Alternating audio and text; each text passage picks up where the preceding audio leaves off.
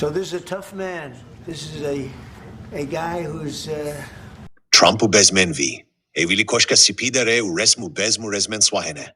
Beçarenu bas serok komare Türkiye'ye. Pesnê Trump ji bo Erdogan li Qesra Spî û vî hadî bêje. Ev zilamekî dijwar e. Ev keseke ku Swêdî ramanen pir xurt û tekez e. Ez bi gelemperî ji kesên Swêdî ramanen surt hez nakim, lê ez ji vî yekî hez dikim. Ev zilamekî dijwar e li velatê swê karekî pir baş dike. so this is a tough man. This is a guy who's highly opinionated. Usually I don't like opinionated people, but I always like this one.